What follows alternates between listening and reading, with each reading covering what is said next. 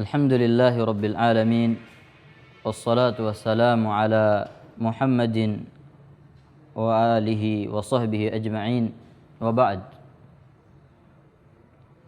Saudara-saudaraku yang dimuliakan oleh Allah, Allah subhanahu wa ta'ala berfirman, "Wa ma khalaqtul jinna wal insa illa liya'budun."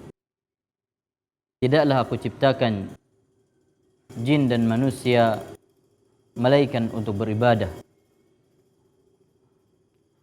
Dalam ayat ini Allah subhanahu wa ta'ala menyebutkan hikmah Allah subhanahu wa ta'ala menciptakan jin dan manusia, yaitu semata-mata untuk beribadah kepada Allah subhanahu wa ta'ala. Maka kita sebagai seorang muslim, sebagai orang yang beriman kepada Allah, yang meyakini bahwasanya Allah subhanahu wa ta'ala satu-satunya ilah yang berhak disembah, wajib memperhatikan ibadah, wajib memperhatikan bagaimana kita untuk senantiasa taat kepada Allah subhanahu wa ta'ala, berusaha untuk memperbanyak ibadah yang diperintahkan dan disyariatkan oleh Allah tabaraka wa ta'ala. Namun selain kita memperhatikan bagaimana kita beribadah kepada Allah, bagaimana kita memperbanyak ibadah kepada Allah subhanahu wa ta'ala, ada satu hal yang sangat penting, yaitu memperhatikan bagaimana ibadah kita diterima oleh Allah azza wa jalla. Karena tidak semua orang yang beribadah, tidak semua orang yang beramal, kemudian ibadahnya atau kemudian amalannya diterima oleh Allah subhanahu wa ta'ala. Allah subhanahu wa ta'ala berfirman, "Innama yataqabbalu Allahu minal muttaqin." Allah hanya menerima dari orang-orang yang bertakwa. Maka disinilah seorang muslim ketika dia beribadah kepada Allah subhanahu wa ta'ala, hendaknya dia memiliki kekhawatiran dan takut ibadahnya tersebut tidak diterima oleh Allah subhanahu wa ta'ala. Makanya para salaf dan sahabat ridwanullah alaihim mengingatkan kepada kita tentang pentingnya kita memperhatikan bagaimana ibadah kita diterima oleh Allah azza wa jalla. Berkata Ali radhiyallahu anhu, "Kunu liqabulil a'mal ashadda ihtimaman minkum minal amal." Hendaknya perhatian kalian terhadap diterimanya suatu amalan, hendaknya perhatian kalian terhadap diterimanya suatu amalan lebih besar daripada amalan itu sendiri. Karena apalah artinya seorang banyak ibadahnya kepada Allah, apalah artinya seorang memperbanyak amal saleh, akan tapi tidak ada satupun dari amalan itu diterima oleh Allah azza wa jalla.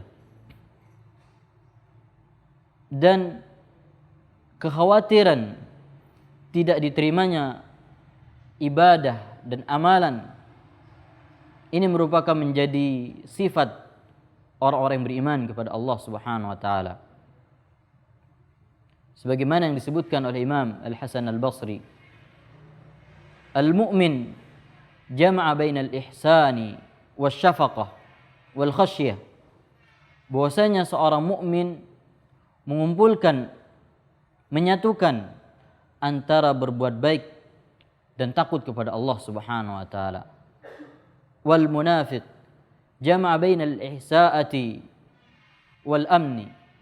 Adapun orang-orang munafik, mereka menyatukan antara perbuatan yang jelek, perbuatan yang buruk, dan merasa aman, merasa ibadahnya diterima oleh Allah subhanahu wa ta'ala.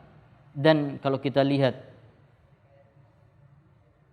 dan kita baca firman Allah subhanahu wa ta'ala di dalam Al-Quran, yang Allah subhanahu wa ta'ala berfirman, "Walladzina yu'tuna ma atau wa qulubuhum wajilat." Dan orang-orang yang datang kepada Allah subhanahu wa ta'ala dengan ibadahnya, datang kepada Allah subhanahu wa ta'ala dengan hati yang takut, padahal Mereka bertemu dengan Allah Subhanahu wa taala. Mereka menghadap kepada Allah Subhanahu wa taala dengan amal saleh. Makanya Aisyah radhiyallahu anha bertanya kepada Rasulullah sallallahu alaihi wasallam, apakah orang yang takut di sini adalah mereka yang berzina, mereka yang mencuri, orang mereka yang minum khamar? Rasulullah sallallahu alaihi wasallam mengatakan tidak. Akan tapi mereka adalah humul ladina yusallun, mereka yang melaksanakan salat, wa yasumun, mereka berpuasa, wa yatasaddaqun, mereka bersedekah, wa yakhafuna alla yutaqabbala minhum, dan mereka takut, khawatir ibadahnya tidak diterima oleh Allah Subhanahu wa taala. Maka seorang muslim hendaknya berusaha bagaimana ibadahnya senantiasa diterima oleh Allah. Hendaknya senantiasa ikhlas dan selalu mengikuti tuntunan Rasulullah sallallahu alaihi wasallam dalam beribadah. Karena dengan kedua hal inilah Allah Subhanahu wa taala akan menerima ibadah seorang. Semoga Allah Subhanahu wa taala senantiasa memberikan kita taufik untuk beribadah dan Allah Subhanahu wa taala menerima amal kebaikan kita sehingga itu menjadi bekal kita untuk bertemu dengan Allah Subhanahu wa taala kelak di akhirat. Semoga ini bermanfaat. Wallahu taala alam wa sallallahu ala nabiyyina Muhammad.